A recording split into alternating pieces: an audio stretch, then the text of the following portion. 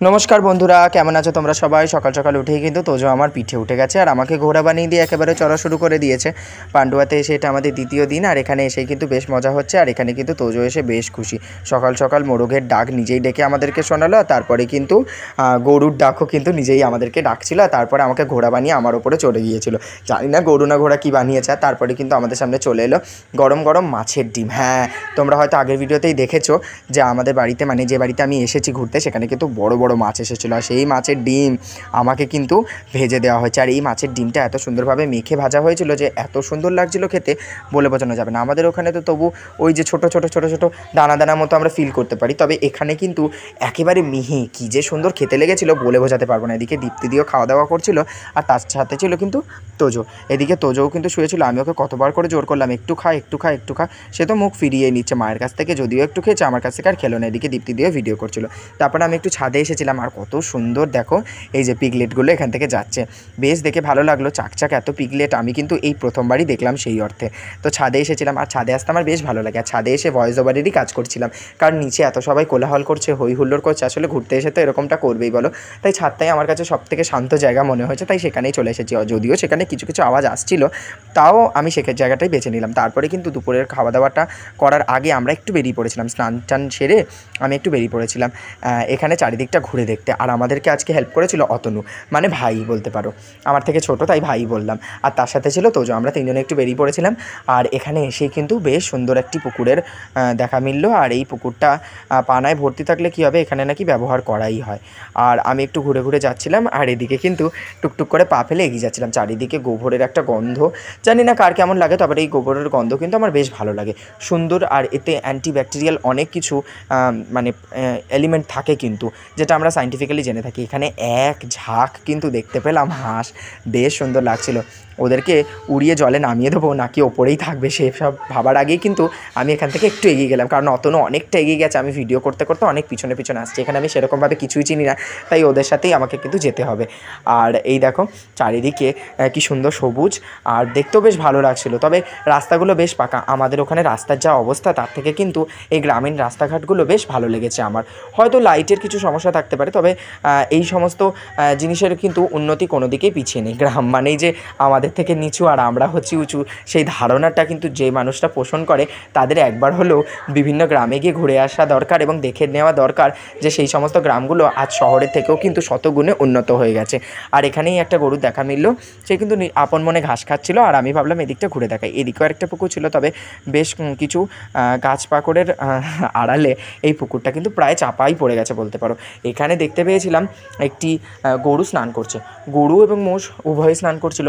সেটা তোমরা দেখতে পাবে দুপুরবেলা খাওয়া দাওয়ার পরে, যখন আমি এসেছিলাম আবার মানে ওই গেরি গুগলি ধরতে, তখন। আসলে ভয়েস ওভারটা অনেক পরে দিচ্ছি তো তাই।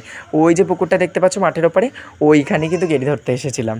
মানে আমি আসিনি, আমার আসার কথা ছিল, যদিও কেন আসতে পারিনি সেটা পুরো ভিডিওটা দেখলেই তোমরা বুঝতে পারবে। আর সুন্দর বেশ বড় মাঠ, ওইদিকে আবার বাচ্চারা মানে অনেক ছেলেরা দেখলাম ফুটবলও খেলছে, বেশ ভালো লাগলো। ভিডিও করছিলাম বলে এখানে কয়েকটা বাচ্চা, মানে সবাই বলবো না, কয়েকটা ছেলে দেখলাম টিজ করছে। আমি তো দেখে এমনভাবে তাকালাম, ওরা তো ভয়তে চলেই গেল। আর আরও কিছু হলে হয়তো আমার সাথে বাকবিতণ্ডাই লেগে যেত, কারণ আমি তো ছেড়ে কথা বলার মানুষ নই। আমি যেটা করছি যেটা অন্যায় নয় সেটা নিয়ে কেউ কোনো কথা বললে আমার মনে হয় প্রতিবাদ করাটা দরকার। আমি তাদের কোনো ভিডিও ক্লিপিং নিইনি, আমি নেচারেরই ভিডিও নিচ্ছিলাম। আর তাদের ভিডিও ক্লিপ নিয়ে কী বা করবো, মানুষ তো সবাই সমান, আর মানুষকে দেখি আর কী বা হবে, তার থেকে এই সমস্ত নেচারগুলো দেখালে আমার বেশ ভালো লাগবে। আর এখানে দেখলেও সুন্দর একটা খড়ের বাড়ি, কটেজ বলতে পারো। এই সমস্ত কটেজগুলো এখন আর্টিফিশিয়ালি তৈরি করে এত মানুষ গিয়ে থাকে সেখানে ঘুরতে গিয়ে, আর সেখানে আমি দাঁড়িয়ে আমি একদম পুরো অরিজিনাল অথেন্টিক দেখতে পেলাম মাটির ঘর, ওপরে খড়ের চাল আর সুন্দরভাবে নিকানো, সেগুলো দেখে বেশ ভালো লাগলো। কয়েকটা ছবি তো এখানে তুলতেই হবে, তাই সুন্দর করে কয়েকটা ছবি তুলে নিলাম। ওদিকে অনেকটা এগিয়ে গেছে, তাই আমাকে তাড়াহুড়ো করে ডাক দিচ্ছিলো, বলছিলো তাড়াতাড়ি চলে এসো সৌমেনদা এদিকে। তাই আমি চলে এলাম। এদিকে পুকুর, হাঁস সব কিছু দেখতে দেখতে বাড়ির দিকে এবার এগোচ্ছিলাম, কারণ অনেকটা দেরি হয়ে গেছে জানো তো, এবার বাড়িতে যেতেই হবে। এদিকে যেতে যেতেই কিন্তু দেখতে পেয়ে গেলাম দুটি ছাগল। আর এদিকের জঙ্গল বলবো না, এটা একটা মাঠই বলতে পারো, একজনের জায়গা, মানে আমি যাদের বাড়ি ঘুরতে এসেছি তাদেরই কিন্তু এটা জায়গা কেনা। তো সেখানে কিন্তু অনেক গাছপালা ছিল, একটু ভয় ভয় লাগছিলো। আর এদিকে আমার মুখে পিম্পল উঠেছিল বলে সেটা তোমাদের হাত দেখেই দেখিয়ে দিলাম।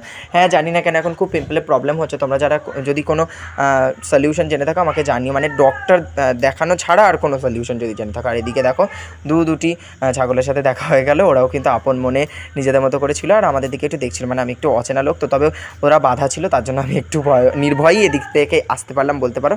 চারিদিকটা বেশ সুন্দর, আর এটা আমাদের বাড়ির মানে যে বাড়িতে আমি ঘুরতে এসেছি তার একদম কাছাকাছি পাশের গলিতেই বলতে পারো আমরা ঘুরে দেখছিলাম, সেটাতেই এত সুন্দর সুন্দর জায়গা দেখলাম আর অন্য কোথাও যেতেই লাগলো না।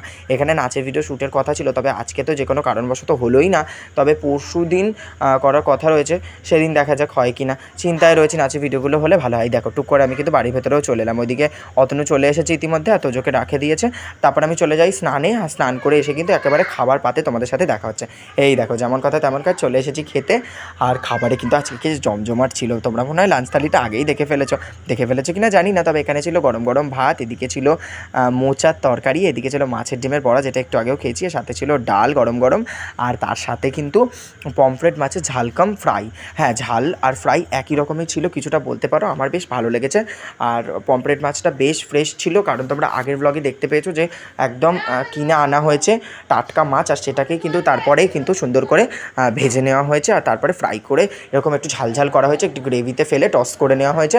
খেতে যা দুর্দান্ত লেগেছে। এদিকে তুহিনদা, ছোটো মামা, এদিকে দাদু, সবাই মিলে আমরা খেতে বসে পড়েছি আর সুন্দর করে ভিডিও করছি। এখানে ওই ভিডিও করা নিয়ে কারোর কোনো আপত্তি নেই, আমি খোলা মনে ভিডিও করতে পেরেছি, অনেক আনন্দ করতে পেরেছি, কারণ আমি নিজের কাজটা যেখানে করতে পারবো সেখানে কিন্তু আমার মনটা আরও বেশি ভালো লাগবে।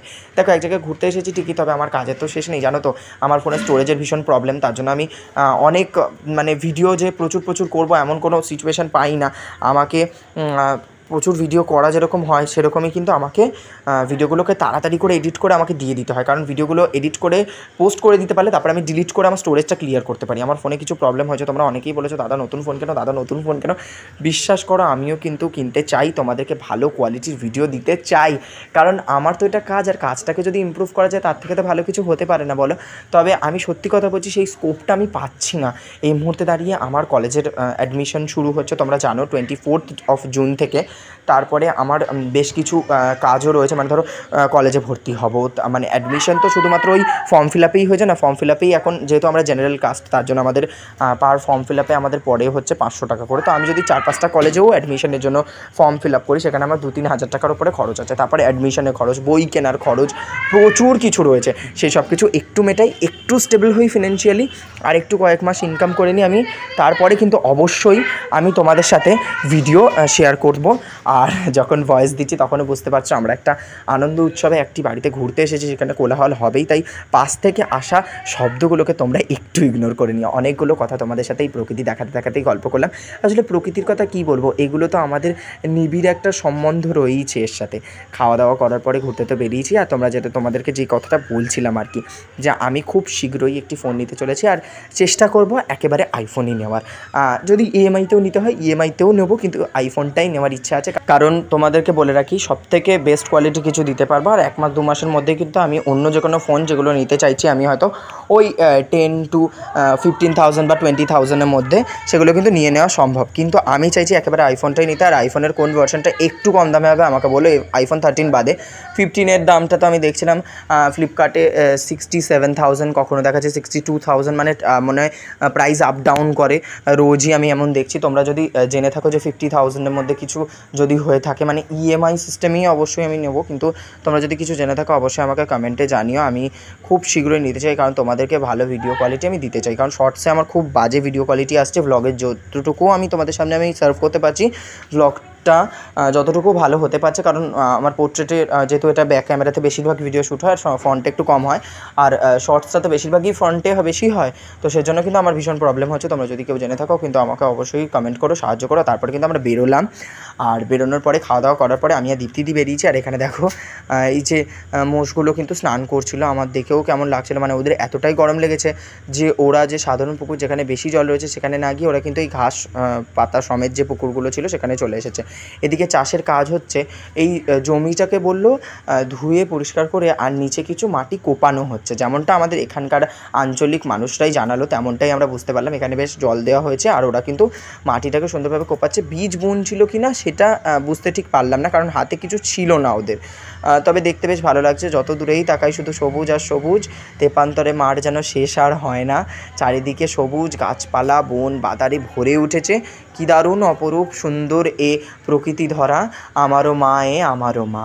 শুনেও মানে মনও শান্তি হয়, চোখের যে শান্তি সে আর বলে বোঝাতে পারবে না। এখন ভিডিওর জন্য হয়তো ভিডিওতেই বেশি দেখি, তবে চোখ থেকে দেখে যে শান্তিটা তার থেকে বেশি কিছু হয় না। আমরা যখন এখানে এসেছি এবং যখন যা যা ঘুরেছি বেরিয়েছি তার মধ্যে যা যা সবুজ দেখেছি, এখান থেকে আমি যখন ফিরবো না আমি অনেকটা সবুজ নিয়ে ফিরবো, এর থেকে বেশি কিছু না। এখানে শালবন ছিল, এখানে প্রচুর শাল গাছে ভর্তি, কিন্তু চারিদিকটা আমার বেশ ভালো লেগেছে। আর এখানে কিন্তু ধরা হচ্ছিল ওই যে গেরি গুগলি, এগুলো কিন্তু ধরা হচ্ছিলো, শামুক ধরা হচ্ছিলো কিন্তু আমি জানি না, তবে আমারও নামার কথা ছিল। কেন নামা হলো না বলো তো? ওরা একটু দোকানে জিনিসপত্র কিনতে একটু দূরে গিয়েছিলো, তাই ওদের আসতে একটু দেরি হয়ে গিয়েছিলো, মানে ওই 2টো 2:30, আর এখানে সবাই 1:30টার মধ্যেই খেয়ে নেয়, তাই জন্য আমাকে অগত্যা স্নান করে নিতেই হয়েছিলো। স্নান খাওয়া করার পরেই কিন্তু আমি এখানে গেছিলাম, তাই ভাবলাম আর এবারে আর ভিডিও করবো না, একটু তোমাদেরকে দেখাই। তবে জলের যা ঘোলাটে রং আমার দেখে একটু ভয় করছিল, আমি একটু সাপে ভয় পাই, আর অন্যান্য কিছু থাকবে না থাকবে সেটাও বুঝতে পারছিলাম না। আর কিছুক্ষণ নামার পরে ছোটো মামা বলছিল গা চুলকাচ্ছে, তাই জন্য ভাবলাম আমার তো এমনি অ্যালার্জির প্রবলেম, যদি এখানে নামলে আবার আমাকে অ্যান্টি অ্যালার্জি খেতে হয়, আর আমি কিন্তু অ্যান্টি অ্যালার্জিটা ক্যারি করিনি আমার সাথে, তার জন্য একটু ওয়ারিড ছিলাম। তাই জন্য ভাবলাম যে যেটা হয়েছে সেটা ভালোর জন্যই হয়েছে, তাই আমি আর নামিনি। তবে ওরা যখন তুলছিল সেগুলো দেখতে আমার বেশ ভালো লাগছিলো। এদিকে শালবনের মধ্যে ঘুরতে ঘুরতে দীপ্তিদির ফোন থেকে কিন্তু বেশ কয়েকটা টুক করে ছবি তুলে ফেলেছি, সেগুলো তোমাদের সাথে কমিউনিটিতে অবশ্যই শেয়ার করবো। তোমরা কিন্তু অনেক অনেক লাইক দিও, তোমাদের লাইক আর বেশ কিছু ভালো কমেন্টের জন্য আমি অনেকক্ষণ অপেক্ষা করি। হ্যাঁ, খারাপটা তো থাকবেই, আমাকে বেশি মানুষই হয়তো খারাপ বলে, কম মানুষ ভালো বলে, কিন্তু আমি ওই ভালোটুকুকেই ছেঁকে নিই। মা সবসময় বলতো জীবনটাকে ছাঁকনি বানাবে, ভালোটাকে ভেতরে আসতে দেবে চায়ের মতো, আর খারাপটা যেন ওই চা পাতার মতো ওই ছাঁকনিতেই আটকে বাইরে বেরিয়ে যায়, যেটাকে আমরা ছুঁড়ে ফেলে দিই ডাস্টবিনে। ঠিক এমনটাই আমি আমার জীবনটাকে করতে চাই। এখানে দেখো ঘুরতে ঘুরতে দেখতে পেলাম ঠাকুরের থান, এখানে নাকি মা কালীর এক থান রয়েছে, যেখানে বাৎসরিকভাবে সুন্দরভাবে পুজোও করা হয়। এখানে তুহিনদা দেখাচ্ছিল কী নিয়েছে, সেটাকে কিন্তু খুলে দেখাচ্ছিল, বোধহয় শামুক বা এরকম টাইপেরই কিছু হবে, আমার ঠিক এক্স্যাক্টলি মনে নেই যখন আমি ভয়েসটা দিচ্ছি, জানো তো। তবে তোমরা ভেবো না আমি ফিরে এসেছি, আমি ফিরছি ওই 23শে জুন বাড়িতে ফিরছি, আর 24 তারিখ থেকে আমাদের কলেজে ফর্ম ফিল আপ শুরু, আর 25 তারিখ বাদ দিয়ে কিন্তু 26 তারিখ আমার বার্থডে, মানে একদম এই সময়টা আমার জীবনে জমজমাট চলছে বলতে পারো। মাকে ছাড়া জন্মদিনটা অনেকটাই দুঃখময় হবে, কিন্তু আমি যদি মায়ের কথা ভেবে মার কথার জন্য কেঁদে আমার জন্মদিনটা নষ্ট করি, আমার মনে হয় না আমার মা কোথাও গিয়ে খুশি হবে। তাই আমার মাকে খুশি করার জন্য আমার জন্মদিনে আমার আনন্দ করাটা অনেকটাই উচিত বলবো, আমার যেটা মনে হয়। আমার নিজের মতামতেই আমি বেশি চলি, নিজের মতকে বেশি আমি প্রায়োরিটি দিই ছোট্ট থেকে, তার জন্যই কিন্তু আমি চারিদিকটা ঘুরে দেখছি। আর এদিকে এসে দেখতে পেলাম একটা বিরাট বড় নিম গাছ, আমাদের বাড়িতে নিম গাছ ছিল জানো তো, বাবা মারা যাওয়ার কয়েক মাস আগেই মাত্র নিম গাছটা মারা গেল, আর তার কিছুদিন পর থেকেই মরা গাছটাই বাড়িতে পড়েছিল। প্রায় 4-5 বছর পড়ে থাকার পরে মা মারা যাওয়ার মাত্র কয়েকদিন আগে, সপ্তাহখানেক আগে আমি গাছটা কাটি, আর তারপর তো মাও চলে গেল। আমাদের বাড়িতে এখন আর নিম গাছ নেই, তবে নিম গাছের স্মৃতিগুলো মনে পড়ে।